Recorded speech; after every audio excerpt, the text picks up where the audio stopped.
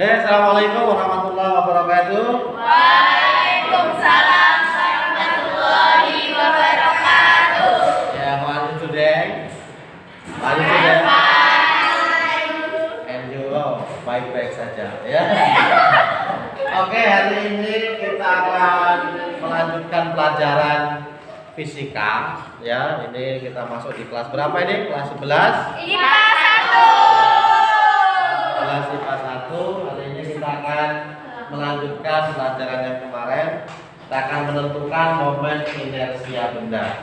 Ya, masih semangat ya? Masih semangat? Masih semangat ya? Ya, alhamdulillah masih semangat. Mudah-mudahan tidak loyo ya. Tetap semangat walaupun fisika itu katanya membingungkan atau fisika itu membuat bosan. Mudah-mudahan melihat saya tidak jadi bosan gitu ya. Oke, kita akan sama-sama belajar menentukan momen inersia benda. Jadi setiap benda itu mempunyai momen inersia yang berbeda. Berbeda. Jadi untuk momen inersia apa? I sama dengan mr kuadrat. mr kuadrat. Jadi rumusnya ya. Nah, tetapi setiap benda itu mempunyai momen inersia yang berbeda-beda. Tinggal bendanya apa, kemudian diputar dari pusat atau dari pinggir atau dari tengah. Nah, itu akan mempunyai momen inersia yang berbeda-beda. Misalnya yang pertama kita buat contoh momen inersia pada batang homogen atau silinder homogen melalui pusat, ya.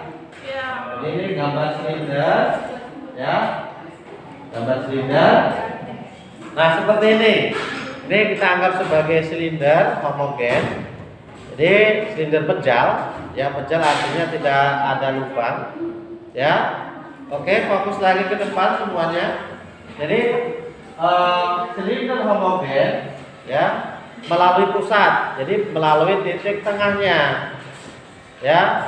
Jadi panjang silinder ini sama dengan L, ya. Panjang silindernya sama dengan L. Kemudian dipotong di tengah, taruhlah kayak gitu ya. Jadi berada di tengah, diambil atau melalui titik tengah. Nih, ya. Nah, berarti kita mulainya dari min setengah L sampai dengan setengah L, karena dibagi menjadi dua, setengah L, ini setengah L. Jadi dari min setengah L sampai setengah L. Nah, untuk mencari momen inersia itu biar mudah, maka kita anggap batang ini atau silinder ini sebagai sebuah partikel agar bisa terdistribusi kontinu gitu ya. Jadi kita buat massa jenis linearnya M sama dengan lambda L, ya. Lambda sama dengan M dibagi L sama dengan dm per dr. Apa maksudnya dm per dr ini?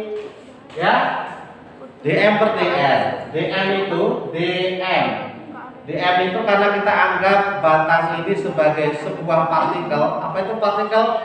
Kalau partikel berarti batang ini sebuah benda yang sangat kecil, gitu ya. Nah, dm itu bagian terkecil dari massa, ya. Bagian terkecil dari massa. dm ini adalah bagian Terkecil dari massa. Bagian terkecil dari massa silinder itu disebut dm ini ya. Kemudian dr apa? Bagian terkecil dari panjang silinder. Ya, bagian terkecil dari panjang silinder. Kita sebut dengan dm. Jadi dm sama dengan lambda dikali dr.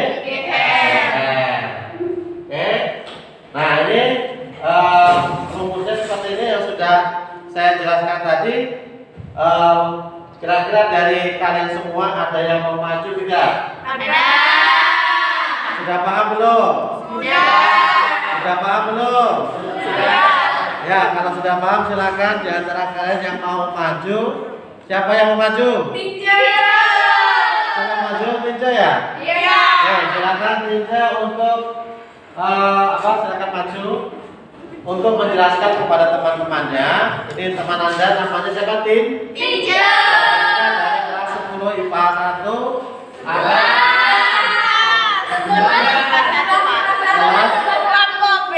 kelas 11 ya, kelompok B.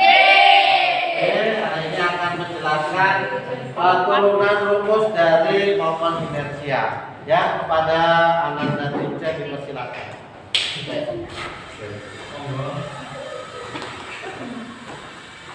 Assalamualaikum warahmatullahi wabarakatuh. Waalaikumsalam warahmatullahi wabarakatuh. Di sini saya akan menjelaskan tentang rumus turunan dari menentukan momen inersia benda. Karena sebuah silinder ini kita anggap sebagai partikel, diferensial I sama dengan R kuadrat dm. I sama dengan integral R kuadrat dm.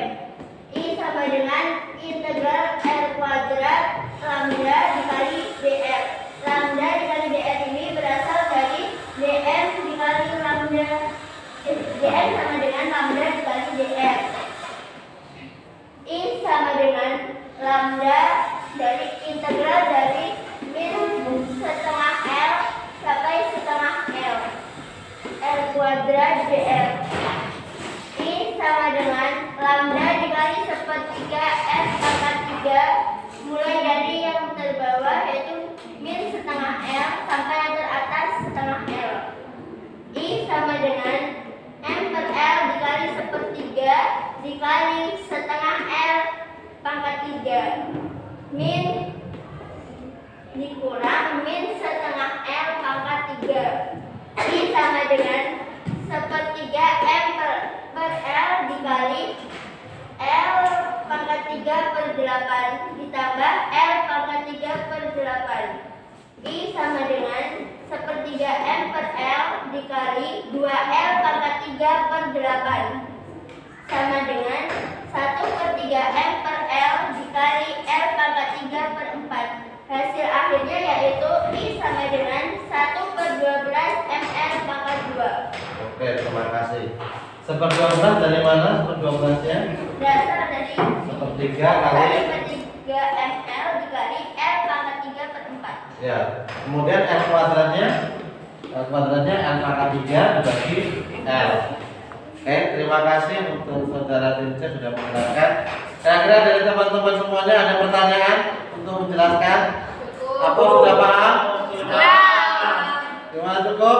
Cukup. Silakan ditutup dengan Sekian penjelasan dari saya. Wassalamualaikum warahmatullahi wabarakatuh. Oke.